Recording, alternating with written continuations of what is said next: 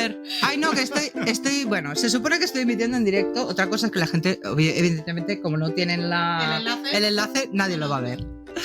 Hola y gracias por acompañarnos en este episodio especial de Hablemos de Verde, un podcast plantástico en el que hablamos de lo que cultivamos en nuestras casas, huertos y jardines.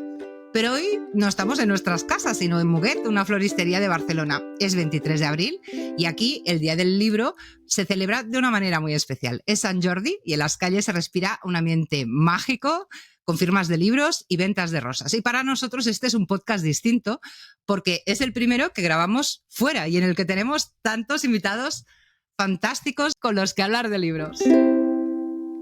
Estamos con Mercedes García Bravo. Bienvenida. Muchas gracias. Encantada de estar aquí, Esther, con vosotros. Y lo que queríamos hoy era hablar de libros. Entonces, cuéntanos, la Mercedes García Bravo de los cactus, ¿qué libros lee y qué libros recomienda? Y la Mercedes García Bravo, que imagino que también le gustarán otras plantas. ¿Qué otras plantas te gustan y qué libros nos recomiendas? Bueno, pues libros. Yo es que estoy muy sesgada. Yo es que no te voy a decir que lea libros de cactus, pero sí que leo muchos libros relacionados con temas de fitotecnia. Uh-huh. O sea, todo lo relacionado con el cultivo, libros sobre iluminación vegetal, sobre nutrición vegetal, sobre irrigación, sistemas de riego, o sea, todo lo relacionado con el cultivo. Y también sobre fisiología vegetal. Uno de los libros que más me impresionó a mí y que me hizo acercarme al mundo de las plantas, que veo un poco y tampoco trabajo, es un libro escrito por un investigador de la Universidad de Los Ángeles que se llama Park S. Nobel y escribió todos los fundamentos de fisiología vegetal de cactus y suculentas. Se llama The Cactus Primer. Uh-huh.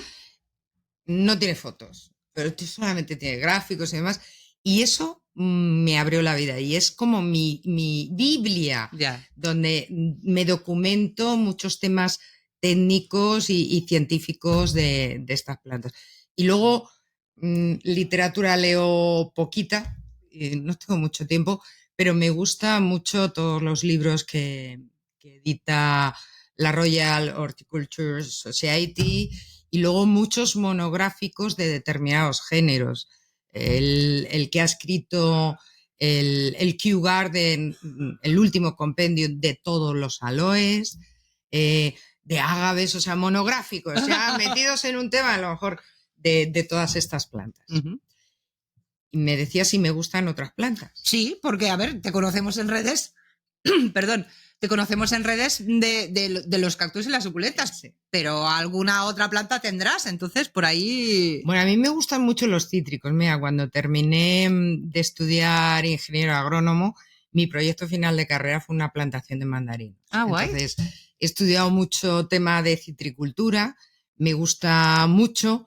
Lo que pasa es que el único cítrico que puedo cultivar tranquilamente en Madrid con el frío y las heladas, pues es el Poncirus trifoliata, que es el antecesor del naranjo dulce, ¿no? El dinosaurio de los cítricos. Y me gustan mucho todas las variedades que hay, los últimos híbridos que se están sacando. Los cítricos me gustan. Bueno, aparte Mercedes tiene un libro que os lo vamos a enseñar en algún momento, lo pondremos porque lo tenía, pero no sé dónde lo he dejado, el mío, para que me lo dediques. Tiene un libro sobre cactus que yo os tengo que decir que yo que no tengo formación como algunos de los compañeros, me resultó muy fácil de entender. Me descubrió muchas cosas que no sabía, con lo cual yo te felicito como lectora y aficionada a los cactus que soy. Y que, bueno, os dejaremos el enlace, pues por si os interesa el tema, también que se lo podáis buscar. Se llama Cactus con Corazón. Cactus con Corazón. Pues Mercedes, muchas gracias por este ratito y por compartir el Sant Jordi, este un poco loco que hemos organizado. Muchas gracias, con nosotros. Esther, por invitarme y por permitirme pegarme al grupo. Claro que sí. ¿Qué? Mira, ¿Qué? Piensa que la cámara la la tienes cámara está allí, allá. ¿vale? Muy buenas. Es que es la confianza lo que La confianza. Bueno, a Marta no hace falta que la presentemos, es, bueno, Marta. Miembra. Marta, ¿a ti qué libro te voló? Mercedes nos ha estado explicando del libro que le voló la cabeza. ¿A ti te voló la cabeza algún libro? Mira, pues ahora que lo dices, yo venía con mi listado hecho, pero a mí me voló la cabeza por primera vez un libro de James Wong, que es un botánico inglés cuando yo estaba viviendo allí, que hablaba de cómo cultivar tu propia medicina, ¿vale? Y desvelaba pues un poquito pues todas las... a nivel bioquímico, ¿no? Todos los componentes que se utilizaban y que de hecho muchos se utilizan en la agricultura tradicional, extraídos y formulados y tal, no sé qué, pero al final las plantas son como la base de nuestra medicina, ¿no? Y hablaba un poquito pues cómo hacerlo de forma casera pues para remedios muy de ir por casa.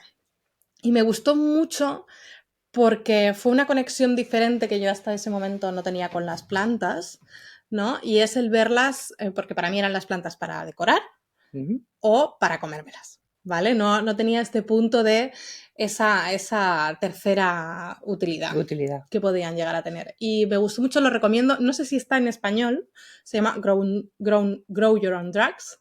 Y vale mucho la pena, son varios y de ¿Varios hecho, ejemplares? Hay varios ejemplares, sí, creo que hay 3 y de hecho sacaron un programa de televisión y todo de ello, que los ingleses son muy fans de hacer programas de televisión de plantas, que es muy guay, es algo que echo de menos de la televisión inglesa y la verdad que fue un toquecito que me dio a mí en ese aspecto. Parece mentira, ¿no? Que a veces hasta que no te descubre alguien alguna cosa de estas, es como...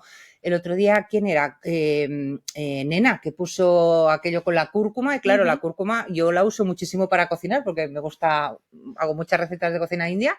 Pero claro, que luego veas que con la cúrcuma puedes hacer pues esas impresiones vegetales, pues bueno, esas explosiones, ¿no? Que decimos que... Y al final, y bueno, viene relacionado con un poco la recomendación del libro que traía yo, así de yo voy a hablar de este, sí, claro. De cómo absolutamente todos los aspectos de nuestra vida están ligados a las plantas de una forma u otra, ¿no? Desde las tradiciones en Navidad, las flores de Pascua, las coronas de Navidad, en San Jordi las rosas, o sea, siempre hay una planta por medio, ¿vale?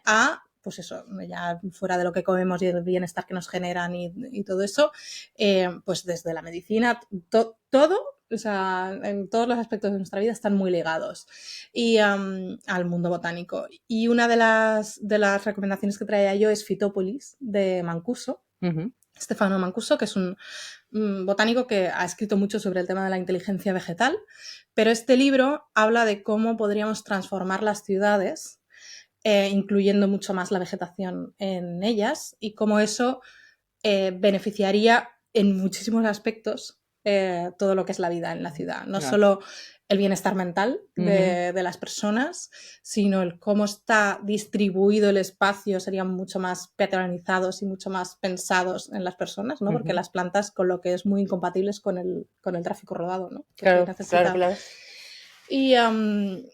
Y bueno, me ha gustado mucho porque desvela mucho esa conexión tan profunda que tiene el ser humano con las plantas en muchos niveles y de las que creemos que nosotros en nuestras ciudades y con nuestros Netflix y con nuestro, quiero decirte, pero nuestro cerebro es exactamente el mismo que el que tenía el ser humano cuando vivía en cuevas.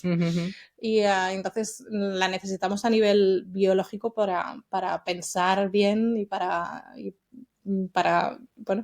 estar bien, básicamente. Bueno, tú no estamos, no lo hemos dicho, pero estamos en las bambalinas. En las bambalinas de la floristería, porque es que teníamos que grabar a ratitos y aquí es donde nos iba mejor ponerlo. No sé si veis este patio, pero estamos entre cajas. Luego, si acaso haremos un zoom. Bueno, no sé si les va a gustar que enseñemos esto. Bueno, o sea, quiero decirte, estamos en el almacén. Sí. Con restos de flores de los ramos que han preparado para San Jordi. Hay un olorcito a planta muy agradable. Es que es otro humor, ¿no? Sí, el que genera. El simplemente estar aquí oliendo. Y es un almacén. Bueno, pues imagínate en las ciudades, sí se notaría. Pues Marta, muchas gracias. Tú además presentas reedición. Sí. Y háblalo, explícalo. Sí, bueno, yo tengo 3 libros y un planificador botánico. El planificador botánico es una libretita donde ir para apuntar el registro de tus plantas y llevarlas, sus cuidados así un poco al día. Y los 3 libros son Mini Huertas, que fue el primer libro que salió y que ahora lo han reeditado, que está enfocado en cultivar en espacios pequeños, que de eso sabes tú bien también, en recipientes, en terrazas, en balcones, donde haya sitio. Y después tenemos Jardines y Huertos Verticales, que es también un poco llevado al extremo, ¿no? Cuando solo tienes una pared, solo tienes una barandilla, solo tienes, pues ahí es donde formas y técnicas. Bueno, es lo único que hay para aprovechar, o sea, exacto, que hay muchas ideas. Exacto, todo aprovechable. Y luego el de plantas y gatos, que yo vivo con 2 gatos maravillosos y cafres, como absolutamente todos los gatos, y cada vez que salían por Instagram la gente me preguntaba, pero ¿y cómo puedes tener plantas teniendo gatos? Bueno, hay técnicas, hay muchas, no es solo una, es al final toda una estrategia tenerlos en cuenta en el cuidado de las plantas, en la distribución, absolutamente en todo, y mi libro de plantas y gatos va, pues eso, de cómo hacer que esos 2 amores tan incompatibles no puedan llegar a convivir en armonía más o menos. Más o menos. Pues nada, Marta, muchas gracias. Vamos a seguir enlazándoos abajo y poniendo las imágenes en portada, porque este vídeo lo vamos a tener que editar un poquito. Y vamos con alguien más. Muchas gracias. Chao, chao. Y ahora estamos con Alan de la Tanina, al que le queremos preguntar ¿cuál fue ese libro que a ti te voló la cabeza? Bueno, si nos referimos a los libros sobre plantas, sobre huerta, sin duda el libro que más me marcó, con mucha diferencia, fue El huerto familiar ecológico de Mariano Bueno. Pero hablamos de un libro que es que el tiempo pasa muy rápido. Yo lo descubrí hace ya pues como 20 y pico años, ¿no? Entonces, en ese momento, wow, se nos abrió todo un universo con ese libro. Casi era nuestro libro de referencia, lo teníamos en casa. Y hoy en día, en cambio, cuando lo retomo y lo leo, le tengo mucho cariño, le tengo muchísimo aprecio a ese libro. Sigue contando cosas que son, vamos, igual de válidas entonces que hoy, pero sí que es cierto que en ese momento era un libro muy nuevo, muy revolucionario, con unas visiones muy que hoy en día, pues bueno, yo creo que marcó un camino que muchos han seguido y que ya vemos muchos libros posteriores que han ido por la misma senda, pero realmente ese libro nos marcó mucho, igual que otro, un poco más antiguo incluso, que fue La vida en el campo de John Seymour. Referentes, eran los libros, dos libros de esa época que teníamos siempre pues para ir a consultar cosas del huerto y con los que aprendimos un montón. Bueno, yo que soy de esa época también, el de Mariano Bueno, la verdad es que se agradeció porque para los que estábamos cultivando en un clima mediterráneo, lo demás que teníamos era muy de extranjero, además. Inglés, exacto. Era del norte, todo exacto, venía de frutos del bosque, de tal, que a nosotros se nos quedaba lejos, ¿no? Cómo gestionar un prado, cómo... Nuestro clima que nada tiene que ver. No existe. ¿Y qué estás leyendo ahora? ¿Qué tipo de libros te gustan ahora? Pues mira, yo ahora mismo estoy leyendo sobre fermentación, mucho, concretamente. O sea, continuamente lo que más leemos nosotros es ensayo científico, muchísimo, pero dejando de lado eso, que estamos continuamente leyendo ensayo científico para hacer los vídeos y demás. Lo que estoy leyendo es sobre fermentaciones.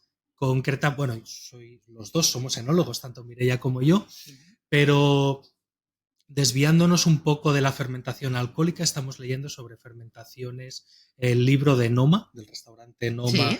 El libro de la fermentación que tienen ellos, que es súper interesante, es una pasada, kombuchas, lactofermentados y demás, pero desde un punto de vista muy distinto a todo lo que había antes, dándole una vuelta a todo. Y luego la alquimia del koji. Estoy leyendo este hongo que hay en Japón y por todo Asia repartido, con el que se hacen tantísimos productos, entre ellos el miso, la salsa de soja y demás. Pues por ahí estamos investigando con ese tipo de fermentos. Ahora mismo por ahí vamos, también probando a hacer charcutería vegetal con los productos de la huerta, explorando el koji en aplicaciones de compost también. bueno, todo este mundo, que tiene también mucho que ver pues con los tricoderma que utilizamos en el huerto, que también estamos trabajando con ellos y demás. Pero bueno, son cosas que generalmente aquello que leemos y que estamos estudiando al cabo de un mes o dos, empezamos a generar un montón de vídeos sobre eso. Así que con esto se ve un poco hacia dónde vamos a ir en los siguientes meses. Y yo quisiera preguntarte, a mí que se me escapa el tema este de los ensayos científicos, ¿dónde se buscan? ¿Cómo se consiguen? ¿Cómo es el proceso de buscar información sobre un tema que a vosotros os llama la atención por aplicarlo en el huerto o porque os llegan noticias, ¿no? Supongo otros colegas que como vosotros se dedican al tema. Claro, me haces esta pregunta y me acabas de hacer reflexionar que igual mucha gente tiene esta misma duda y que en realidad mucha gente accedería al contenido científico, pero le falta saber cómo, ¿no? Mira, básicamente hay portales donde se puede acceder a ensayos científicos. Muchos ensayos científicos están publicados en los distintos portales, es decir, que hasta cierto punto se repiten mucho y da igual más o menos el portal en el que entres. Si vas a buscar uno específicamente, igual te encuentras, hombre, que no está en todos. Pero por lo general te sirve tanto uno como otro. Entonces, lo malo es que muchas veces o todo el portal o una gran parte de su contenido es de pago. Si uno está trabajando en una universidad, en un centro de investigación, en distintas entidades, te dan acceso gratuito a estos portales. Entonces es más una herramienta profesional, pero aún y así hay gran parte del contenido que está en abierto. Lo que se puede hacer es entrar en Google, tiene una herramienta que es Google Scholar. Entonces, a través de Google Scholar puedes buscar, por ejemplo. Ese sería uno de los sistemas más sencillos para no tener que meterte en... Pero otro, por ejemplo, una plataforma muy grande que tiene muchísimo contenido y más o menos como la mitad debe ser gratuito, la otra mitad de pago, sería en ResearchGate. ResearchGate también es uno muy grande y ahí se puede encontrar prácticamente todo. ¿Y qué cosas estáis experimentando nuevas en el huerto? ¿Nos puedes hacer algún spoiler? Sí, claro. A ver, como nuevo. Lo último, acolchando todo el huerto con lana, que ya hicimos un vídeo. Sí, con Raúl, con el Señor de las Gallinas en Instagram, que es un amigo que le ha hecho un trabajo de final de grado sobre el uso de la lana en agricultura. Y bueno, y con él estamos probando. Nosotros ya habíamos probado hace mucho tiempo con lana. De hecho, a raíz del libro, si no recuerdo mal, creo que era en el de Mariano Bueno, había un trocito que comentaba brevemente lo de la lana y de ahí sacamos la idea y nos pusimos. Pues nosotros en ese momento lo hicimos con lana de colchones de lana. De muchos colchones que tuvimos acceso, los vaciamos y tal y acolchamos el huerto. Y eso es lana limpia. Entonces, es muy distinto, según lo que ha visto Raúl, de la lana en bruto. En bruto tal cual se esquila, ¿no? Con la lanolina, con todo lo que lleva la lana, que aporta muchos beneficios. Entonces, ahora estamos probando con este tipo de acolchado y la verdad es que empezamos en muy poquito tiempo a ver resultados muy chulos. Se nos está llenando la primera capa de mantillo que ponemos nosotros de actinomicetos y eso ya es un cambio brutal. Eso por un lado. Luego, ¿qué más estamos experimentando? Aparte de nuevas variedades y nuevos cultivos, por ejemplo, cultivo de la garra del diablo, que es una planta comestible o no, que está ahí a medio camino, que la utilizan algunos pueblos indígenas del sur de Estados Unidos, norte de México, una cucurbitácea muy resistente al clima árido del desierto y demás. Estamos investigando sobre esta planta, ya es el segundo año que la cultivamos, nos está gustando bastante. Dalias comestibles. La dalia es una planta que se ha multiplicado siempre asexualmente a través de los rizomas, por lo cual no existen variedades bien formadas, o sea, variedad como el concepto de variedad genética. Hay muy, muy poquitas, pero curiosamente es una planta que es comestible. O sea, su tubérculo es comestible. Lo que pasa es que no se ha seleccionado lo suficiente. Salen algunas plantas comestibles, otras muy amargas, otras que hacen un tubérculo pequeño, otras... Se han seleccionado por las flores. Exacto. No por los... Cuando la trajimos de México, los españoles, en esa zona en Centroamérica, Guatemala, México y demás, sí que la comían. Lo que pasa es que era una planta semisilvestre, no estaba muy domesticada aún, y aquí se usó más como una planta ornamental. Pero tiene su potencial culinario y hay alguna gente en distintos lugares del mundo que están trabajando en seleccionar, pues, y a intentar hacer variedades comestibles a partir de ella, y en eso estamos sumándonos en uno de estos proyectos también. Sumándonos en otro proyecto, por ejemplo, para hacer comestible los escaramujos de rosa. Con una red de granjas experimentales de Estados Unidos, nos hemos sumado con ellos y estamos produciendo rosas para escaramujos muy grandes, hablo del tamaño de una pera, más o menos, sí, sí, y muy carnoso, con 1 o 2 dedos de carne y una carne dulce y demás, o sea, para consumir entonces en recién hecho el escaramujo, digamos. A mí me parece que crudo es difícil de consumir porque la piel aún es muy dura. Tampoco sabemos muy bien hasta dónde podemos llegar y qué se puede llegar a conseguir, pero más bien sería como para elaboraciones, para cocinarlo. Vale. Sí. No, lo digo porque té de escaramujo, o sea, como para hacer infusiones el escaramujo es más conocido, ¿no? Sí. Pero lo que pasa es que esos escaramujos son mucha piel, muy poquita pulpa, se hacen jaleas, se hacen mermeladas, pero cunde muy poco, se tiene que utilizar mucha pectina, ¿no? Es casi como una infusión azucarada con pectina, lo que se suele hacer. Entonces intentamos conseguir un fruto más con más enjundia, ¿no? Con más gracia. Pues Alan, muchas gracias por todo lo que nos has explicado y por acompañarnos en este Sant Jordi botánico, que creo que ha sido una experiencia muy bonita para todos. Muchas gracias. Un placer, encantado. Y estamos con Alba. Hola. Como si no nos conociéramos. Sí. Pero mola estar así cerquita, sí, que esto y en otro escenario, además. Es diferente. Sí. Alba, cuéntanos tú, este año, ¿qué libros has leído o qué novedades te ha autorregalado seguro este Sant Jordi?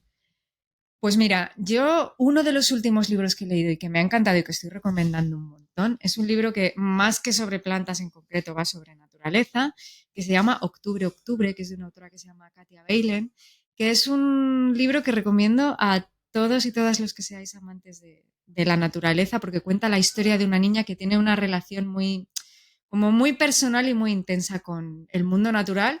Y la verdad es que es un libro como que me ha emocionado mucho. O sea, además me lo pulí. Pero es tipo novela, ¿no? Es una novela, es una novela. Sí, no es una guía, no es un ensayo, es una novela que va eso sobre una niña que tiene una relación muy estrecha por motivos concretos con la naturaleza. Y a mí me ha emocionado muchísimo leerlo y se lo recomiendo a todo el mundo. Y luego otro libro con el que estoy mucho últimamente, aunque tampoco es nuevo, lo que pasa que por cosas que estoy haciendo y tal, estoy tirando mucho de él, es Una flor en el asfalto, que es un libro de Eduardo Barba con ilustraciones de Raquel Aparicio, que habla sobre plantas que solemos encontrar en la ciudad, ¿no? Las típicas plantas que muchas veces llamamos malayerras. Las que salen en las que salen en la acera y no le damos exacto. la menor importancia. Y es muy guay porque este libro sí que es una especie de guía ilustrada. Además está escrito de una manera muy bonita, que es muy útil desde mi punto de vista pues para reconocer plantas que nos cruzamos cada día para combatir un poco esa ceguera botánica. ¿Y tú que viajas tanto a tu tierra, Zamora, y de Zamora te vienes luego otra vez para aquí, para Barcelona? ¿Son muy diferentes las flores de la calle, digamos, que salen en un sitio y el otro? Se repiten mucho. Sí, se repiten bastante. O sea, hay ciertas flores que aquí vemos mucho, pues como por ejemplo el ombligo de Venus, los dientes de león, las amapolas, una que me encanta que es la Cimbalaria muralis, que no sé si sabéis. Sí, la del campanario, ¿no? La hierba del campanario. Sí. Que ahora está en flor en todos sitios. Sí que se repiten bastante. Habrá ciertas diferencias, lógicamente, porque el clima es un poco diferente, pero son plantas que veo bastante similares en un sitio y en otro. Las amapolas también en Zamora crecen como malas hierbas por la muralla. Por ejemplo, la muralla de Zamora en esta época está llenita de amapolas. Sí que son plantas que, a ver, al final son plantas muy duras también, que si no resisten el invierno, las semillas que cayeron están preparadas para germinar la primavera siguiente. Entonces sí que se repiten mucho. Sí. Otro libro que ha caído en mis manos últimamente es un libro que se llama Tradición Silvestre, que además es de una autora española que se llama Begoña Aymar, que es un libro que habla sobre tradiciones paganas relacionadas con la naturaleza y con las plantas. De ese luego recomendó, puede ser Marta. Marta recomendó uno similar, no es el mismo libro, pero recomendó uno que iba sobre el mismo tema, porque además también habla sobre la rueda del año. Y es un libro parecido, habla trata la misma temática y me está gustando mucho porque es un libro pues, que al final pues, cayó en mis manos creo que fue cerca de, bueno, antes de Navidades, y es un libro pues, que al final estás consultando todo el año porque en cada época del año pues, hay una tradición diferente. Me gusta mucho, yo creo que a los seguidores del podcast les gustará también. ¿Y alguna tradición que te haya sorprendido? Porque para nosotros, por nuestro clima, por nuestra cultura, sea muy rara. Pues mira, te diré que más que sorprenderme, al final lo que me está pasando es que lo que veo es que las tradiciones que estoy descubriendo, que estoy leyendo, es lo que a mí me parece lógico, ¿no? En plan, pues en verano se celebra pues la cosecha. La cosecha. Claro, en otoño, pues las calabazas de Halloween, por ejemplo. Halloween es la tradición que nos ha llegado a nosotros como más anglosajona, pero bueno, existe una tradición, digamos que de aquí, vinculada a esa época del año, en la que las calabazas son las protagonistas, pues porque en esa época había calabazas. Porque es la época de las calabazas, claro. Sí. En primavera, pues son tradiciones más vinculadas a las flores, o sea, al final... para mí son tradiciones que tienen todo el sentido y toda la lógica y que sorprenden menos quizá que las tradiciones que celebramos. Al final es el ciclo de la naturaleza, ¿no? O sea, la naturaleza Exacto. tiene pues eso, ¿no? Lo que decías, las flores de la primavera, la cosecha del verano, las calabazas y luego el invierno que es frío, parece que es más tétrico, ¿no? Claro, en invierno es todo más, estamos más recogidos, es todo más oscuro, tal, y es eso, pues son tradiciones vinculadas a los ritmos de la naturaleza y pues lo que tiene como más sentido, digamos. Pues nada, Alba, muchas gracias por acompañarnos. Yo quería, antes de terminar, porque aquí Esther está entrevistándonos a todos y Esther acaba de... De hecho, aquí la jugarreta. Esther acaba de publicar un libro nuevo y yo quería que nos contase un poco. Esther, tú tenías ya un libro desde hace tiempo. De huerto urbano. De huerto urbano. Sí. Y este también es de huerto urbano. O sea, es un libro muy parecido. Pero como me preguntaba Adela, no sé si te acuerdas, en el chat que tenemos de Hablemos de Verde, me preguntó Adela, ¿qué diferencia hay entre este y el anterior? Digo, pues 10 años más de experiencia. Claro. Y sobre todo, lo que a mí me marcó mucho fue la sequía, que igual nuestros oyentes están hartos de vernos hablar de la sequía, pero el año pasado hablamos muchísimo de ella. Pero claro, es que a mí la sequía me marcó mucho porque me implicó dejar de cultivar en la terraza, por ejemplo, porque había mucho sol, y a buscar sistemas pues, para optimizar al máximo el agua que podíamos ahorrar de lavar las frutas, de lavar, claro. Porque teníamos hasta prohibido lo que era utilizar el riego automático. O sea, sí. No podíamos regar. El decreto de sequía prohibía regar las plantas, ¿no? Entonces eso, claro, te implica probar cosas, pues como el año pasado, si te acuerdas, hablamos mucho de las ollas de riego. Sí. Y bueno, pues todas esas cosas se han visto un poco reflejadas en el libro, que claro, yo este año he leído poquísimo porque he estado escribiendo y luego traduciéndolo. Para que nosotros leamos. Bueno, porque lo escribí primero en catalán y cuando lo entregué me dijeron, lo vamos a sacar también en castellano, entonces me puse a hacer la traducción, con lo cual lo que tenía que ser un tiempo de escritura pues se ha convertido en un poquito más de tiempo, pero bueno. Y esa sequía, te quería preguntar, ¿se ha reflejado también en las plantas de las que tú hablas? Es decir, ¿has introducido plantas nuevas o a lo mejor prescindido de algunas plantas por el tema de la sequía? He prescindido de las que son más exigentes prescindí el año pasado, de las que son más exigentes en agua. Y entonces también lo que hice fue, a mí, lo comentábamos antes cuando estábamos comiendo, a mí algo que me gusta mucho hacer es experimentar. Lo que pasa que, como muchas veces los experimentos no salen bien, luego no se comparten según qué cosas, pero te sirven para luego cuando te preguntan, ¿y esto? Y, por ejemplo, observé que el año pasado muchos de los cherries que yo cultivo habitualmente, que son esos de porte determinado que a mí me gustan tanto porque se adaptan también en macetas, dieron frutos más chiquitines. Y, por ejemplo, para mí es una curiosidad ver este año esos frutos qué tamaño alcanzan. Claro. Porque yo guardé semillas de los del año pasado. De los mismos. O sea, este año he sembrado cherries cosechados hace 2 años cuando no hubo sequía y cherries del año pasado cultivados en sequía. Entonces voy a plantar los dos, porque los tengo separados, para ver si los que pasaron sed del año pasado, este año se desarrollan diferentes. Claro. Si es cierto que hay esa cierta memoria en las semillas. Podrás hacer el experimento ahí completo. Veremos. Ya nos contarás en otro episodio. O en otro episodio os cuento. Muchas gracias. Gracias. Que me habías mandado a llamar, que querías que hablara contigo. Vente más para aquí, que me sales fuera del plano. ¿Hola? Sí, me gusta un buen micrófono. Te gusta un buen micrófono y este es potente, ¿eh? André. Hola. Amore. ¿Qué tal? ¿Qué quieres que hablemos? Es que yo qué sé si hablamos mucho. Cuéntame y pregúntame. A ver, lo primero, que genial el intercambio de plantas que hemos hecho. Ha sido todo un éxito. ¿Sí? Yo he de decir y de confesar que tenía pocas expectativas. ¿Sí? Porque como acabamos de hacer el de Flors al Mercat y a ver, la Sociedad Plantil de Barcelona ya había tenido un esdeveniment de evento. Un evento. Vamos a decir. Un esdeveniment. En Barcelona hacía poco, pues sí. Decía yo, pues vale, pues quizás es menos la gente que venga. Porque claro, cuando tú ya haces la poda anual y te deshaces de todos los esquejes que vas a intercambiar. Claro. Pero resulta que no. Fíjate tú. Que ha venido mucha gente que además de que se quedó con ganas o de ir al intercambio de esqueje que acabamos de hacer en Flors al Mercat, gente que o no pudo venir a Flors al Mercat o gente que pues no había llevado todos los esquejes que tenía. O gente que simplemente viene por el mero afán de querer intercambiar pocos esquejes que tiene, porque ¿sabes? son unas locas de las plantas todas. Porque al final, cuando tienes plantas, en alguna semana vas a tener que cortar alguna hoja. O como yo, que la reina, mi cotorra, me cortó algún esqueje esta mañana y ha sido de que me lo he tenido que traer. Igual quieres ser reina plantil también. ¿Reina plantil o reina del destrozo? Es que para reflexionar, pero bueno, la verdadera reina es ella. Yo soy una mamarracha, ya lo sabes tú. O sea, ¿qué te puedo decir? André, les he estado preguntando a los compañeros qué libros sobre plantas les voló la cabeza. ¿A ti te voló la cabeza alguno? Fíjate que no quiero sonar pelota.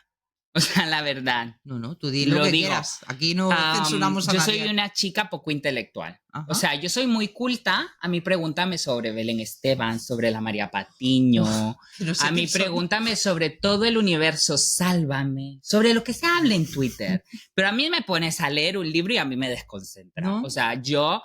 de leerme, bueno, no, mentira, o sea, tampoco voy a quedar aquí como una mindunguino estudiada, pero para gustarte leer, te tiene que gustar leer. Yo no voy a leer Vargas Llosa, ¿quién es esa señora? ¿Dónde, sabes? O sea, Jesús. Pero es decir que algunos libros en mi vida me he leído y yo tenía como un mal feeling de los libros que escribían influencers. Vamos a decirlo así, porque no es extraño decir que a algunas influencers les escriben los libros por escribírselos. O sea, que el editorial le dice, como tú tienes X cantidad de seguidores, vengo yo y te pongo una personita. Eso existe. Hashtag ChatGPT que te haga el libro. Eso existe, sí. Una personita que te lo escribe y luego yo solo pongo tu nombre y tú te encargas de subirlo a tus historias con tus seguidores que te siguen. Y yo tenía esa psicopatía de, uno, es cierto que yo no disfruto la lectura, porque es que vamos a reivindicar, no a todas nos tiene que agradar la lectura, pero sí me he leído algún libro interesante. Y dos, tenía el problema de que las que escribían muchos de estos libros o personas que yo pensaba, pues tenía esa percepción de que se los escribía a otra gente. De libros de literatura hay uno que me recomendó mucho Mercedes, que no te voy a decir el término porque es uno de biología y sanidad vegetal, que es muy técnico y es ultra ortodoxo de literatura, pero partiendo de esa base está el de Mercedes. No le des tantos golpes García. A la mesa porque luego se oye en el micrófono. ¡Hola! Es que esto da textura, da textura. Pero hablando de eso, el de Mercedes a mí me gusta, el de Cactus. ¿Sabes por qué? Porque es un libro que procesa todos los términos científicos y no te habla de consejos de ya no seas matapalanta, riega cada 2 semanas y cuando el sustrato esté seco. Porque dar ese tipo de consejos es súper fácil, ¿sabes? O sea... Pero hay que darlos, André, también. No, yo te voy a decir algo. O sea, una cosa es decir, las plantas se pueden regar cuando el sustrato esté seco. Sí, pero cuando tú haces un libro y cuando tú estás haciendo, hay que ir más atrás y hacer pedagogía de por qué es que la planta necesita riegos cada 2 semanas, de cómo funciona la planta, de cómo absorbe la planta el agua, de para qué usa el agua la planta y cómo esto después se evapora en vapor de agua por las hojas y transpira y hace todo el proceso y no sé qué. Y eso es el libro de Mercedes. En el de Mercedes, además, a mí me encantó. Y bueno, lo tengo aquí para que me lo firme porque lo compré hace tiempo y no había coincidido con ella. A mí me lo envió. Vaya. Por eso es que no quería sonar pelota, pero es que pero por eso digo, es que antes ya había tenido pláticas muy extendidas con Mercedes y ya me había recomendado literatura bibliográfica de esta densa, de esta de Mercedes es Mercedes, ingeniera agrónoma, habla en chino para Plant Lovers y claro, me mandó un tocho de PDF que te lo puedo buscar, o sea, el nombre del libro ahora mismo porque me lo descargué y es mi Biblia para hacer rich, porque claro, una mindungui parece tonta, pero una estudiada. Espera, Mira, mientras lo buscas, sí. Déjame hablar un momento a mí. Perdón, pero es que yo soy la invitada. Sí, eso es verdad. Pero tengo que decir que yo que me he aficionado más recientemente a los cactus y las suculentas, el conocer cómo es ese funcionamiento, de qué momento y de qué manera absorben el agua y realizan todos sus procesos, a mí me voló mucho la cabeza porque, claro, habituada al huerto, que es lo que yo tengo, y a plantas de exterior, pues conocer cómo funcionaban me hizo entender muchas cosas y sobre todo lo de que, bueno, depende de la zona que son, pues que entrar en reposo, que eso es algo que en el huerto también es totalmente diferente porque tenemos temporadas, pero no tenemos plantas que nos vivan tanto tiempo para entrar en reposo. Y aparte de... No lo encuentro, pero lo tengo en archivos y no me acuerdo. Bueno, lo ponemos sí, luego yo te lo mando. Lo ponemos en los comentarios. Pero que te digo yo que justamente hablaba de eso hoy con Mercedes, porque el tema de plantas de temporada, de cómo cambian muchas veces la planta entre cada una de las estaciones, cuando tú tienes controlado todo el ambiente, vamos a decirlo, en el interior de casa, es que ¿de qué más te has de preocupar? No, de nada. Yo, por ejemplo, en tus reels a mí me llama la atención eso, ¿no? Que tú tienes muchas plantas que yo no tengo ni tendré nunca y veo que, no cambian porque les tienes como muy controlado. O sea, has aprendido muy bien en qué espacio, en qué sitio y qué cuidados darle, ¿no? Pero por eso es que te digo que lo importante y lo guay que me gusta del libro de Mercedes es que te explica cómo funciona la planta y que te explica que a qué temperatura abre más los estomas. Uy, qué técnica que he sonado ahora con esta palabra. No, pero está bien. En qué momento hace diferentes cosas, por qué lo hacen y tú entiendes para qué necesita la humedad ambiental y cómo controlarla, cuánta humedad ambiental tiene que tener la planta, qué temperatura, cuánta luz, que muchas veces, por ejemplo, la luz la tenemos malentendida dentro de casa y creemos que porque nos entre el rayo del sol, pues se nos va a quemar la planta porque va a hacer efecto lupa y ¡uy, qué miedo! Pero realmente el rayo de sol que nos entra a casa es lo más necesario y es donde deberíamos de poner todas nuestras plantas, porque en donde no hay sombra, en donde no hay luz, pues no hay luz, ¿sabes? O sea... Y no la puedes inventar, si no hay. Porque la luz no funciona igual en el interior de nuestra casa que en la selva, en donde, por ejemplo, cada una de las hojas dispersa unos rayos ultravioletas y de una manera que a donde nosotros, a los ojos perceptibles de la humanidad, vemos sombra, realmente hay un rayo de luz que nosotros no podemos percibir, pero que la planta puede procesar. O que en un momento dado del día y en la selva entra por una rendija. Y allí justamente se puede desarrollar la planta. Y entonces, esto es lo que me gusta del libro de Mercedes. Pero más allá, o sea, y te hago un punto, luego está otro de mis libros favoritos, que es que yo vuelvo a sonar pelota, pero que creo que está hecho con mucho gusto y que está hecho con... no conocimiento, porque es evidente que hay mucho conocimiento detrás, pero con mucha experiencia. Y es de los libros, creo que es el único libro que trata este tema y que lo trata también, porque volvemos a lo mismo, es muy fácil darte la comida ya masticada y decirte, puedes regar la planta cada 2 días. Y es muy fácil también decirte, hay plantas tóxicas para animales. Ay, la calatea y la amaranta es tóxica. No compres una... No, la calatea y la amaranta no es tóxica. La calatea y la amaranta son las que puedes tener, pero son tóxicas para nosotras las plant lovers, ¿sabes lo que te quiero decir? Pero a lo que voy es que luego la monstera, la philodendron, la locasia, muchas de las plantas que nos gustan en interiores son tóxicas para animales. Y claro, tendemos a normalizar si son tóxicas no las podemos tener. Si son tóxicas, no pueden convivir si hay animales en tu casa. Yo tengo 4 perros, tengo una cotorra, tengo una gata y tengo la casa llena de plantas tóxicas. Pero llega el libro interesante que es Bible y es una Biblia para mí de cualquier persona que tenga animales, que aunque el libro se llama Gatos y Plantas, de Marta Planté en Verde. Plantas y gatos. ¿Plantas y gatos? ¿Gatos y plantas? Luego lo buscamos fuera. Pero plantas y gatos. ¿Qué es plantas y gatos? Plantas y gatos.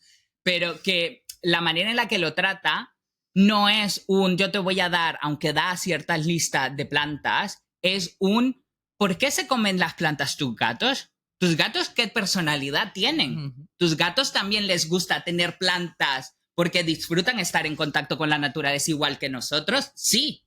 Entonces... a la que tú entiendes cómo funciona el animal y entiendes que es que el animal realmente también es plant lover. Justamente, fíjate tú. O sea, yo tengo un perro que es plant lover. Y claro, a él le gusta jugar con las plantas, no le gusta comérselas, le gusta simplemente jugar, experimentar con ellas. Y entonces, pues entiendes que si tú intentas redirigir esta atención hacia otras cosas que no necesariamente sean las plantas y le das sus espacios de esparcimiento para que él pueda disfrutar también de plantas en las que no sean tóxicas y las que son tóxicas las sacas de donde él pueda tener interés y yo hablo y me enrollo, es que si no me pides permiso para hablar yo no te dejo. Llevamos 11 minutos, pero, ya tendrías que ir acabando. Pero que me refiero que cuando entiendes qué es la teoría que hay detrás de cada uno de estos temas, puedes y se te hace mucho más fácil y más orgánico el cuidar de tus plantas. No, y luego hay algo que yo, desde la ignorancia de quien no tiene animales, porque yo no los tengo, porque siempre me han dado miedo, no los he tenido nunca en casa, y fui una niña que me daban miedo los animales, y soy una adulta que me siguen dando respeto. Repelús. No, repelús no, porque repelús bueno, sí, respeto. Me da respeto porque no sé por dónde me van a salir, si igual quieren jugar, pero yo lo interpreto como que me quieren atacar, no sé, una cosa así. Digo yo que también estará luego la personalidad, tú que tienes tantos, la personalidad de cada uno, ¿no? Porque habrá el que, por ejemplo, si quiera jugar más con tus plantas y habrá el que pasará de ellas. ¿O no? Claro, es que, por ejemplo, de los 4 que tengo 4 perros. De los 4 hay uno que destroza la monstera con la cola. Con la cola, lo vi por ayer emoción, o anteayer. y entonces yo pues tengo que tomar mis precauciones para tenerlo. Hay otro que cada vez que come algo y le sienta mal en el estómago quiere comer tierra, ¿vale? Pues ya lo conozco. ¿Para purgarse? Sí, para purgarse yo qué sé, es que es una manía que tiene. Pero sí, la teoría detrás de eso es que los animales cuando buscan comer hierba y esto es porque buscan sanarse o buscan purgarse de alguna manera. Que detrás de eso también hay un tema de que si tu perro o tu animal está buscando constantemente purgarse, cariño mío, llévalo al veterinario urgentemente, que es que no es normal que un animal se quiera purgar todo el tiempo, eso es que la comida, el pienso que le estás dando está mal. Y luego tengo el Rigoberto, que pues el Rigoberto cuando está aburrido muerde las plantas. O sea, si la tiene a su alcance, él está tirado en el sofá así. Esto es carne de meme, qué vergüenza. Pero, o sea, está tal cual, así. Él si la planta está en su espacio personal y se le entra en la boca, él la mastica.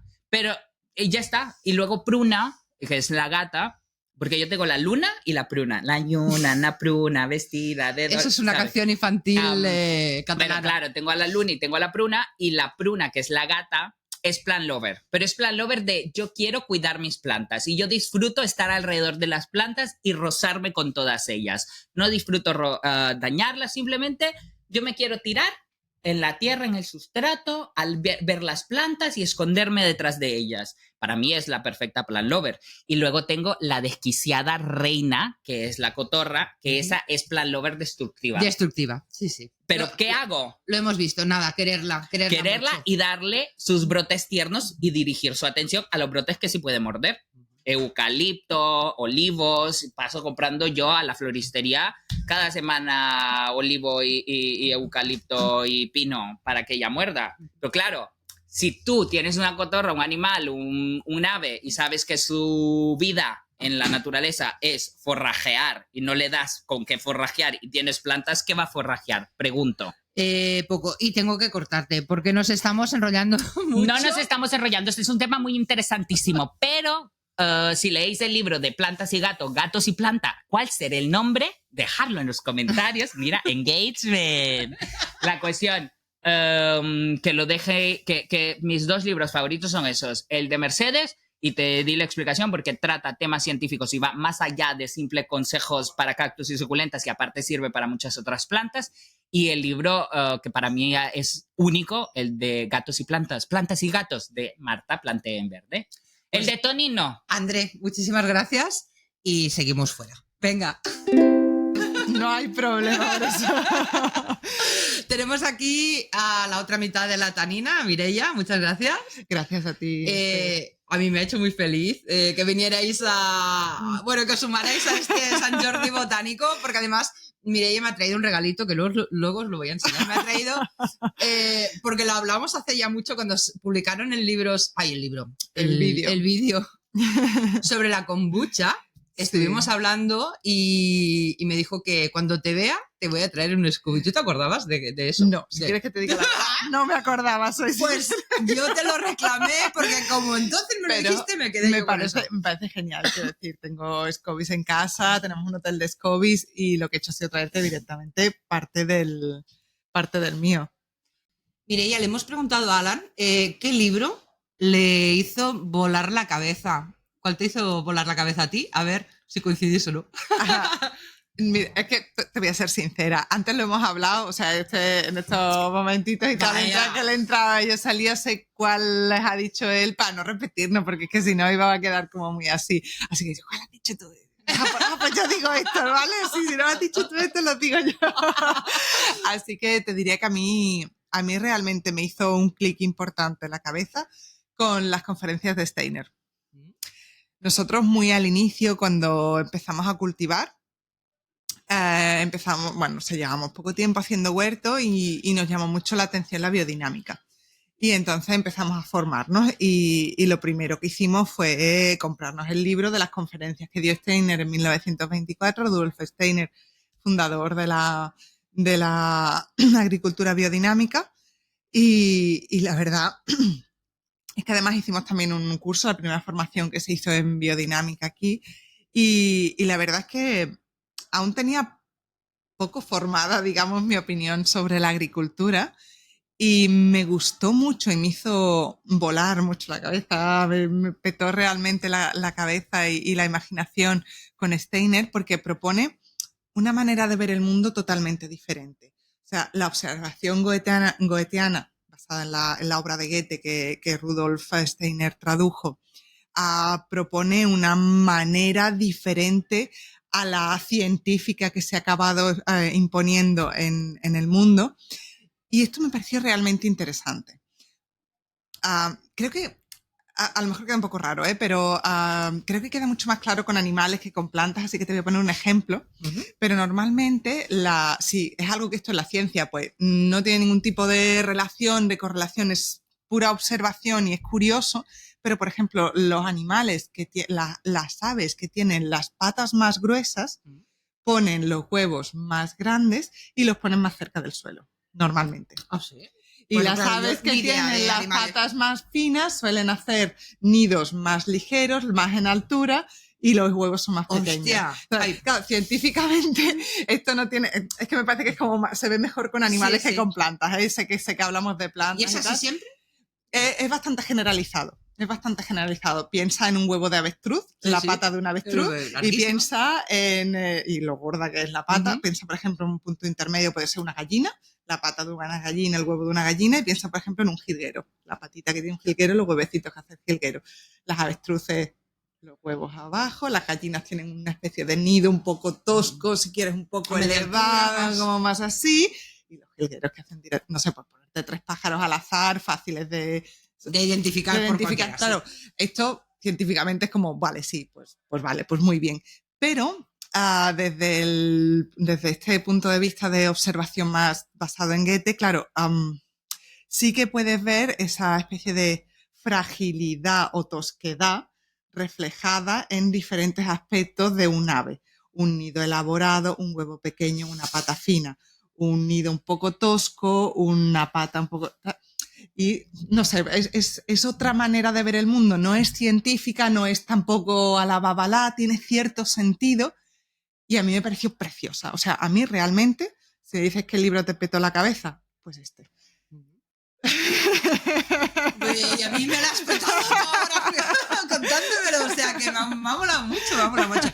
Yo me sorprende a veces lo desconocedores que somos de la naturaleza y de cosas tan vitales que, mira, hace un rato estaba firmando libros en una librería que hay aquí en Barcelona y al lado tenía una gente que ha sacado un libro de plantas también y aves, y bueno, conocen mucho más de animales y tal.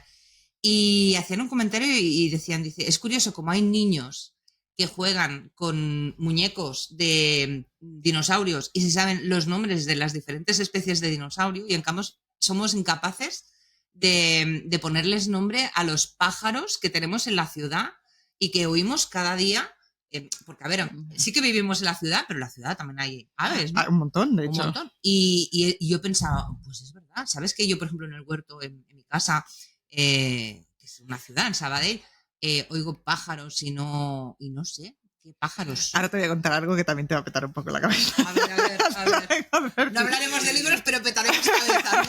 Me gusta. Tira. Bueno, nosotros el año pasado por esta época hice toda una lista de reproducción en nuestro canal de YouTube dedicada especialmente a los pájaros, porque mi hija Abril le compramos un libro donde hay 4 o 5 pájaros y salían los sonidos de los pájaros. Entonces ella, cuando salíamos al huerto, empezaba a identificar los pájaros. Ella oye y te dice, oh, mamá, una garza, que es una urraca en catalán. Oh, mamá, la tit, que como tiene un cuento, es una carbonera. Y identifica, oh, mamá, la cadernera, que es un jilguero en catalán. Entonces, ¿sabes? Ella los identifica realmente y a raíz de eso dijimos, que a ti te gustan los pájaros, pues para adelante con los pájaros. Una lista en Spotify.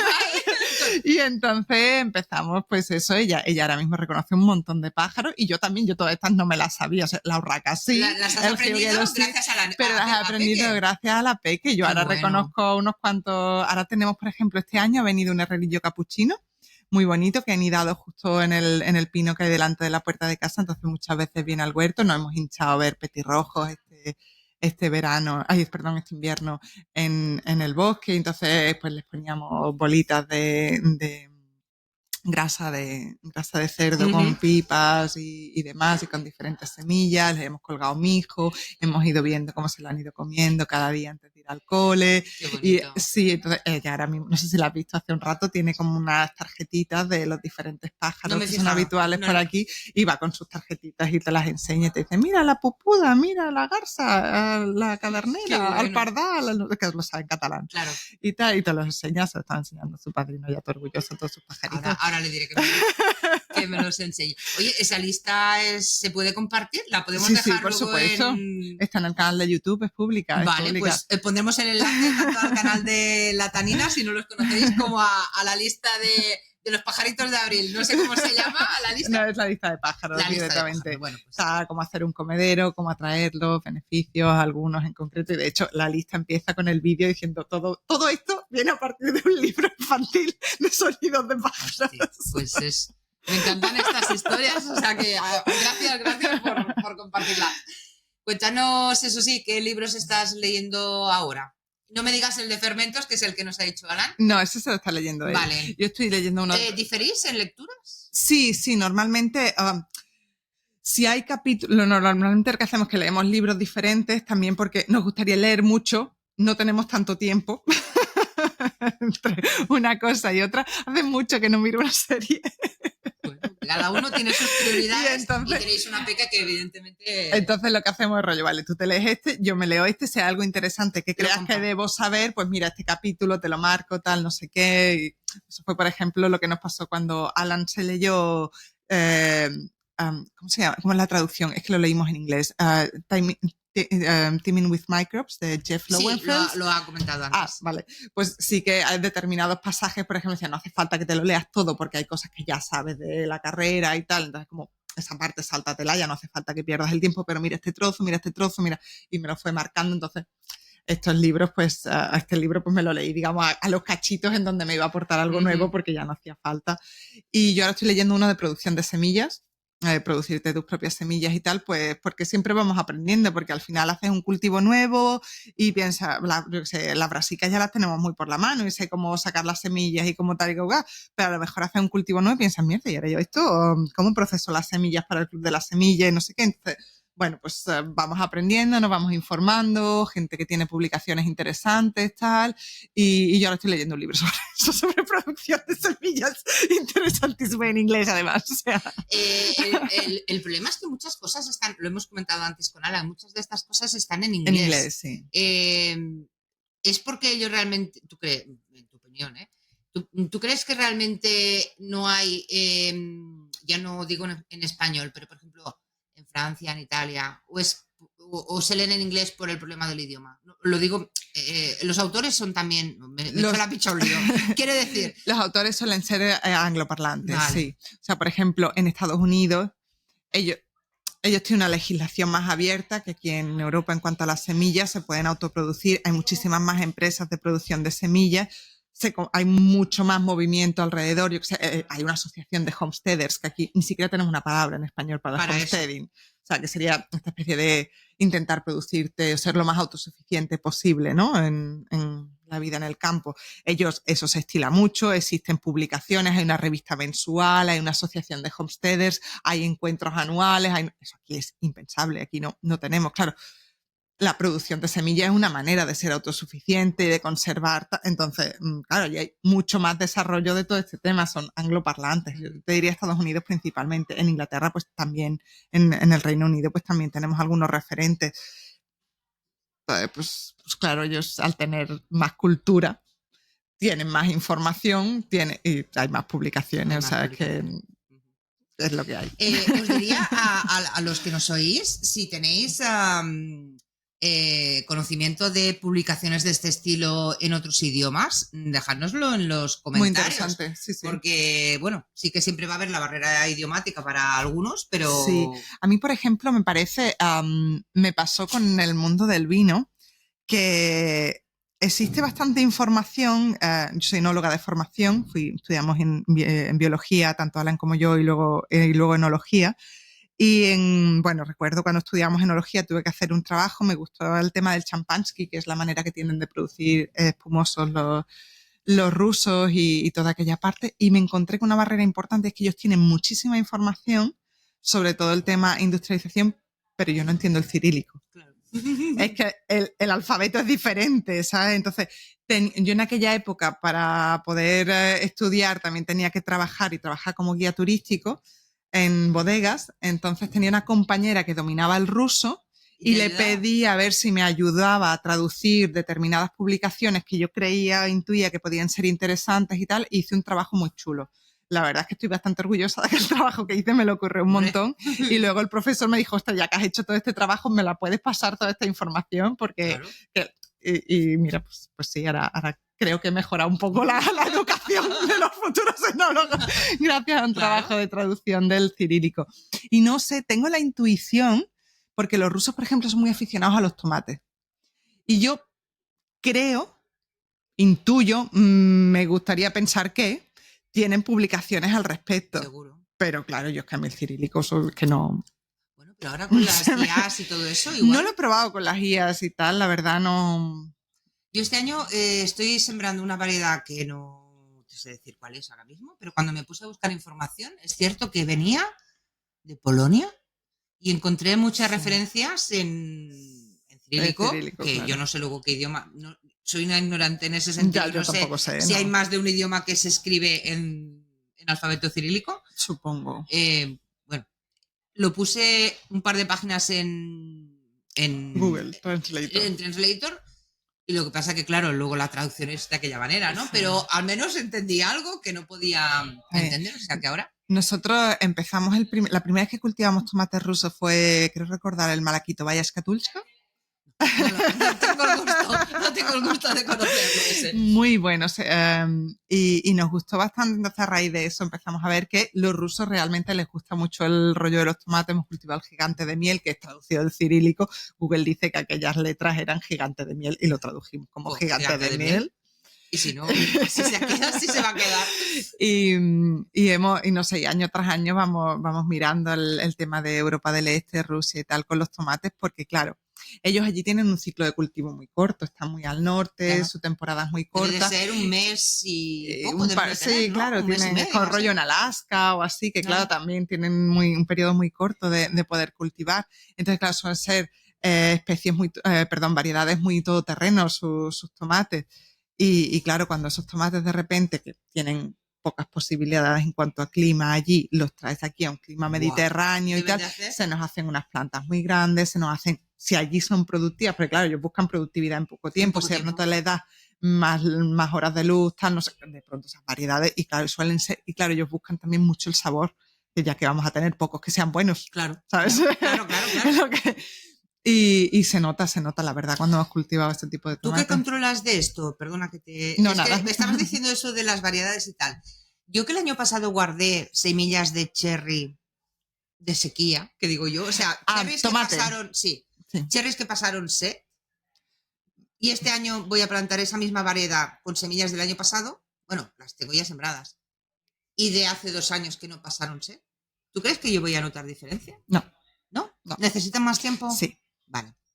Sí. Resuelto. Vale. Básicamente las tomateras, la mayoría de solanáceas son autógamas, se autofecundan. Uh-huh. Entonces tienes exactamente la misma genética que tenían las plantas anteriores, la variabilidad es muy poca, casi todos son genes recesivos genes recesivos, casi tienes entre todos homocigosis, entonces ya no hay variedad. Entonces, necesitarías muchas más generaciones. Vale. Ir seleccionando, porque la cuestión es que si tú tenías 3 tomateras, tienes poca variedad. Si tú tienes 15... Tengo la que buenamente... Ya, hombre, claro, ya se te cultiva. Pero me refiero, la selección genética funciona de manera que tú tienes 100 plantas, de estas 100 plantas adaptadas a la sequía, entre comillas, te sobreviven a la sequía realmente, tú las sometes y tal. Hay algunas que no van a sobrevivir, esas ya pues quedan descartadas, esos genes quedan descartados. De esas 100 plantas que tú plantaste, por hacerlo fácil, te han sobrevivido 70, por ser muy generosos. De esas 70, coges todas las semillas, las mezclas, las vuelves a hablar y vuelves a plantar el año siguiente 100 plantas. De esas 100 plantas te sobreviven 50, ¿vale? Pues de esas 50, y así vas seleccionando generación tras generación realmente las que son más... Pero si no dejas genes atrás... vas teniendo siempre lo mismo. Claro. No sé, y además necesita una muestra muy grande para poder tener yo por soñar, posibilidad. Yo tenía fe de que igual iba a conseguir este año. Bueno, o sea, la curiosidad que yo tengo es ver cómo se desarrolla una planta, cómo se desarrolla la otra, teniendo en cuenta que a partir de este año sí que las voy a regar igual, porque en principio no tenemos problemas de agua. Bueno, yo tengo agua de lluvia. Vale. Pero bueno. Nosotros también funcionamos con agua de lluvia, sí. Tenemos un depósito de recogida de agua. Realmente lo que sí que podrías hacer a nivel pequeño y si quieres jugar a la genética con plantas sería seleccionar caracteres concretos o hacer cruces dirigidos, ¿sabes? E ir seleccionando. Por ejemplo, tú tienes un tomate verde, ¿vale? Forma normal, y tienes un tomate cherry, forma de pera, amarillo. Y tú dices, vale, yo quiero un tomate forma de cherry verde. Voy a emascular una flor de uno y voy a fecundarla con el polen de otro, selecciono de estos frutos estas semillas, al año siguiente planto estas semillas, ¿qué me sale? Te van a salir muchas cosas diferentes. Claro. Da la casualidad que en el primer cruce te sale realmente una planta que produzca cherries de color verde pequeño en forma de pera. Vale, pues solo voy a guardar semillas de esa planta que me da y las vuelvo a plantar el año siguiente a ver si me vuelven a dar lo mismo. No darlas. que podría no darla. Pongamos que sí, que te ha ido todo muy bien y que la segunda generación te vuelves a seleccionar. Al cabo de 4, 5, 6 generaciones ya empieza a ser la cosa más estable. Vale, pues ya tienes tu propia variedad. Eso es algo que podrías jugar en un huerto de maceta. Haremos hacer cruces dirigidos, emasculando flores y demás para evitar que se autofecunden. Y ahí sí que no necesitas una gran población de plantas para que... Claro, si lo haces con muchas plantas es más fácil que te salga. Yo ahora he sido muy optimista que con 2 plantas te vaya a salir y tal. Tengo más, pero claro, los que cultivamos en macetas estamos muy limitados. Totalmente. Entonces, cuanta más grande tengas la muestra, más posibilidades tienes de que antes te aparezca el carácter que tú estás buscando o tal y cual. Bueno, por hacerlo sencillo, por poner un ejemplo sencillo, es algo que si tienes un huerto en macetas, podrías jugar a la genética en este sentido. Mireia, muchas gracias. Sí. Queda pendiente tener a la Tanina un día en Hablemos de Verde, pero para hablar de lo que ellos hacen, que a mí me parece un tema apasionante. Bueno, muchas gracias. Bueno, no es la primera vez que tú y yo tenemos un chat, no aquí, pero sí en Instagram lo hicimos una vez. Y quedaá pendiente. Muchas gracias por compartir con nosotros este Sant Jordi. Ha sido un placer. Estamos súper agradecidos. y no, ¿tú puedo dar un abrazo? ¡Sí! Ay, qué bien cuando te juntas con gente tan maja y bueno, yo me emociono. Muchas gracias. A ti, Esther. Don Antonio. ¿Qué tal? Muy bien, ¿y tú? Sant Jordi. Sant Jordi. Aquí estamos. Yo me gustaría no dejarte hablar de libros para seguir la tradición. De hecho, recuerdo el último podcast que grabamos de libros que me mandasteis callar porque quería hablar de más libros y no me dejasteis mencionar más libros. Y nosotras llevábamos muchos más de los que tú tenías preparados. Exactamente. Pues siguiendo en esa línea, ¿qué te parece si nos cuentas como forastero que eres de Sant Jordi? Que se entienda. ¿Qué te ha parecido? A ver, a mí todo lo que sea una fiesta de la cultura me parece muy importante porque creo que debemos preservar Es importante preservar el conocimiento, ¿vale? Y aunque ahora tengamos redes sociales, tengamos internet, internet es un problema, lo hemos hablado muchas veces en los capítulos del podcast, que nos podemos encontrar todo tipo de información contradictoria, confusa, errónea. Entonces, para mí los libros no dejan de ser esa fuente de inspiración, de conocimiento veraz, muy importante porque está contrastado, ha habido personas leyendo esos libros, corrigiéndolos. Y creo que esa parte es importante a la hora de pues escribir un libro, comprar un libro e informarse en un libro. Y cuando yo como catalana te digo que es que Sant Jordi es muy especial, ¿tú lo entiendes ahora o no? ¿O es algo que...? ¿Pausa? Sí, porque te reclaman para... ¿A mí o a Esther? A ti. Vale. ¿Te quedas con la pregunta un segundo? Sí. Nos quedamos con la pregunta. Pues mira, la experiencia con Sant Jordi la he empezado a vivir esta mañana en Sabadell contigo, que hemos ido a la Plaza Mayor, ¿no? Por así decirlo. Sí. Y me ha gustado mucho porque había muchos coles que llevan a los niños pues, a vivir un poco la fiesta del libro, ¿no? Entonces estaban todos muy emocionados porque al final reconocen libros, este me lo he leído, este no me lo he leído. En Barcelona, que cuando hemos llegado a media mañana, me he dado una pequeña vuelta con Alba y luego ya nos hemos metido en todo el meollo de Sant Jordi y ya no he podido disfrutarlo. Sí que es verdad que me gustaría venir algún año como visitante porque creo que es una experiencia única. También te digo que me he comprado 3 libros. En el impasse de la comida y de firmar. Me he comprado 3 libros y creo que es importante el hecho de saber y valorar la información que estás comprando y que realmente no solamente estás comprando un libro, sino que estás comprando un trabajo, estás comprando... en muchos casos la gente ha hecho un campo de investigación, ¿no? Para escribir ese libro. Es decir, hay mucho trabajo detrás y creo que es importante que si nos gusta pues, la cultura y nos gusta aprender, que sepamos valorar. Que apoyemos a los autores también, ¿no? Sí, porque es un trabajo difícil, duro, más hoy en día cuando creemos que está toda la información ahí y yo siempre voy a ser muy defensor de los libros. Siempre. Bueno, además tú traes aquí una cosita... Sí, yo traigo... ¿Nueva? Bueno, oye, en la última edición cuando hicimos el último programa no estaba es Diario del Hortelano. En mi caso, para mí siempre es fundamental que uno tenga su propia agenda, su propia guía donde pueda apuntar en cada momento lo que está haciendo en la huerta, cómo planificarla. A veces no le damos importancia a planificar la huerta. Y es muy importante. Es muy importante. Vamos al vivero, compramos 20 tomates, pensamos que nos entran todos. Y no nos caben. Y no nos caben. Entonces es muy importante el planificar, ¿no? Entonces yo quería plasmar en esta guía, pues, que te sientes 5 minutos delante de tu huerta o de tu huerto urbano y que digas, bueno, a ver, tengo este espacio, me cojo un papel, en este caso ya te puedes coger la agenda y dibujar tu huerto y prepararlo para la primavera, ¿no? Y entonces, bueno, pues viene qué plantar en cada momento de cada estación, porque yo lo separo por estaciones. Nunca me ha gustado los calendarios de siembra mensuales, porque es muy diferente. Vosotros en los tomates los ponéis para febrero o marzo como muy tarde, por general. Sí. Y nosotros en Asturias hasta abril no te puedes plantear poner un tomate en el exterior. Este año aquí, por ejemplo, está siendo diferente porque tuvimos tantas lluvias que muchos hemos apurado y hemos atrasado mucho el trasplante precisamente para evitarnos pues, posibles problemas de hongos que no son habituales, pero que con las condiciones que tenemos se podían dar. Por eso yo creo que a la hora de los que nos dedicamos un poco a divulgar sobre huerto y plantas, es importante que hablemos más de estaciones que de meses. Sí. Porque al final la estación de plantar el tomate es la primavera.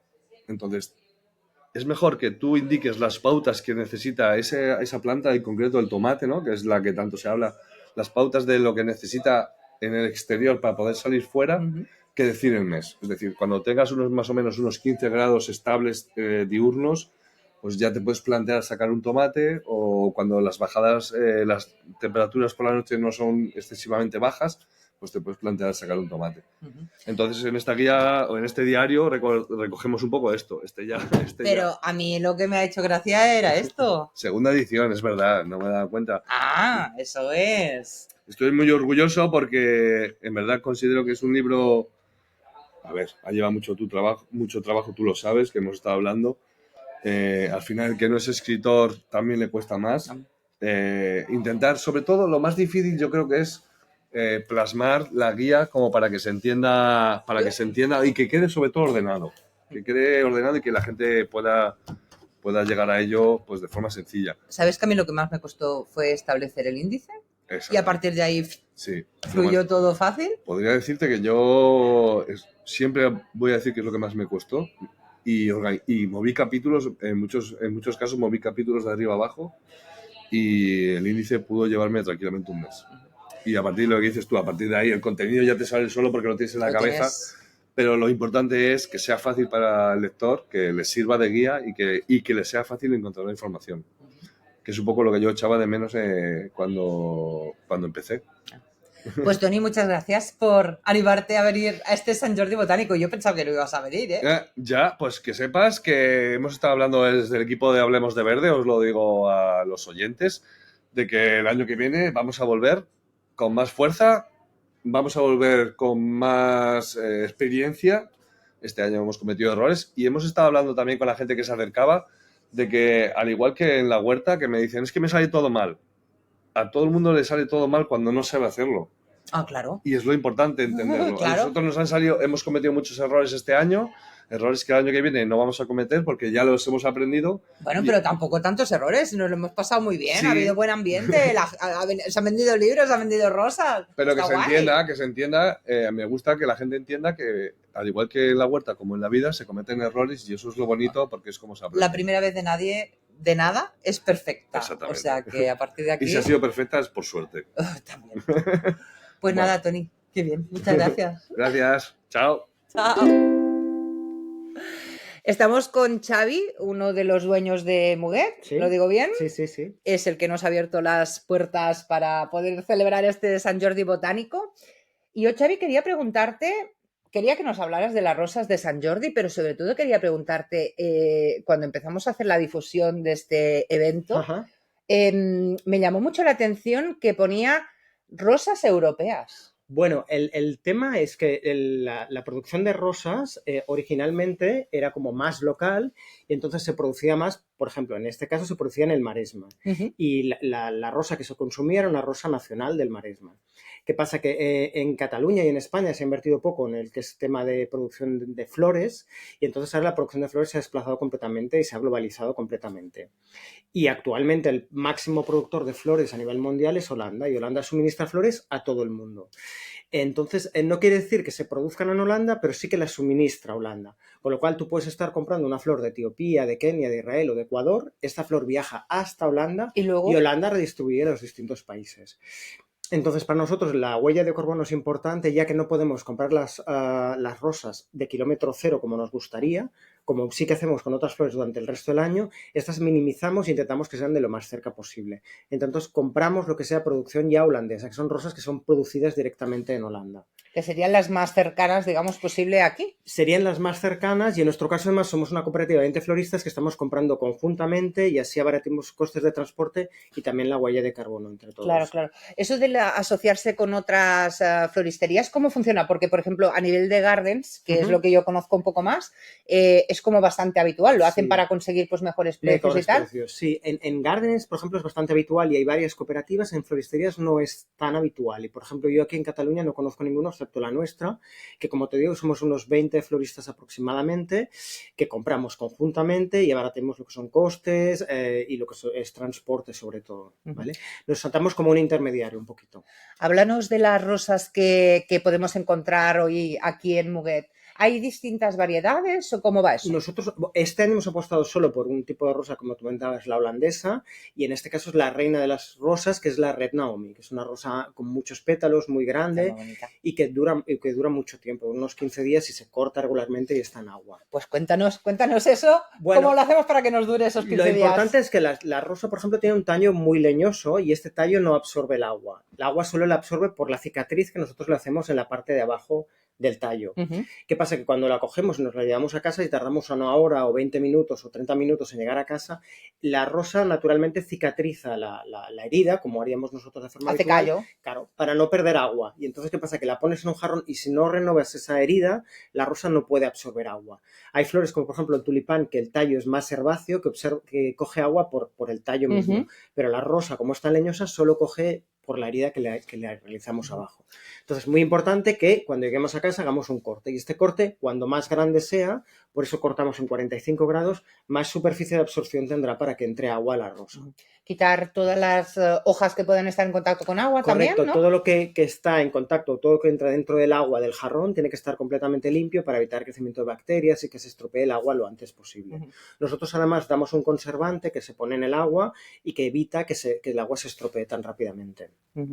Oye, ¿el patio que tenemos detrás es vuestro? ¿Qué tipo de plantas son las que hay? Porque yo veo rosas ahí. Sí, bueno, realmente esto es como un almacén o el lugar donde trabajamos nosotros y entonces afortunadamente tenemos esta luz natural que nos viene muy bien para lo que son plantas de interior en invierno y luego la parte exterior nos viene fantástica para plantas de exterior, ya sean rosales o cualquier tipo de planta. Es un sitio bastante soleado, aunque por ejemplo aquí tenemos alguna marquesa que quiere un poquito más de sombra, pero la parte esta de aquí da bastante el sol. Entonces acostumbramos a tener aromáticas y plantas que resisten muy bien el sol. Porque ahora os hemos conocido, yo al menos os he conocido hoy, que es día de San Jordi, que está esto lleno de rosas en todos sitios, pero vuestro día a día es floristería, tenéis también... Sí, a ver, nuestro día a día es fundamentalmente floristería, tratamos con flor, básicamente flor de temporada, por lo que te decía un poco antes de la huella de carbono, intentamos trabajar con la flor de temporada que generalmente es más de kilómetro cero y luego tenemos algo de exterior, pero nuestro fuerte también es la planta de interior, así que intentamos traer pues plantas así un poco más gourmet, un poco más distintas, que es lo que la gente está pidiendo últimamente. Los hemos vuelto un poco locos, ¿no? Con el tema de las plantas. Sí, nos ha ido a todos un poco la cabeza. Sí, ¿Y cómo funciona eso? Cuando, por ejemplo, se pone de moda en Instagram pues la X. Claro, cuando algo se pone de moda en Instagram, en Holanda, es porque casi todo lo de interior viene de Holanda, están como súper pendientes de estos y tienen productores que se dedican exclusivamente, por ejemplo, me acuerdo cuando hubo el boom de la pilea, que al principio no había pileas, ¿no? Y era como algo muy difícil y ahora hay pileas en todas partes. O por ejemplo la monstera esta variegata también, se están empezando a encontrar ya más fácilmente. Ellos están como muy atentos a lo que los Instagramers o la gente pide y empiezan a cultivar y a tirar por ahí. Porque también ocurre que sacan una planta, o sea, ¿hacen la planta cuando ven que la gente se interesa por esa planta o han sido capaces de lanzar una planta y a ver qué pasa. Claro, yo creo que hay las dos vertientes. Ellos también son capaces de crear necesidades, saben que una planta gusta y entonces buscan una variedad distinta que saben que será como más especial o más buscada, y también existe la otra vertiente, cuando alguien está buscando una planta constantemente o la ponen de moda porque la han encontrado en no sé qué sitio y no se produce, ellos se ponen las pilas para producirla. Sí, sí. Pues Xavi, muchísimas gracias a Muguet por abrirnos sus puertas para celebrar este Sant Jordi botánico, y a nuestros oyentes, gracias por acompañarnos en este episodio especial. Sabes que puedes enviarnos tus sugerencias y comentarios a través de Spotify, de Instagram, en el canal de YouTube o seguirnos en hablemosdeverde.com. En nuestra web encontrarás el pase VIP para acceder a más de 10 horas de contenido exclusivo sobre plantas. Xavi, muchas gracias a vosotros también por venir y estar aquí estos días. A ti. Pues nada, nos vemos en el próximo. ¡Chao! Chao, gracias.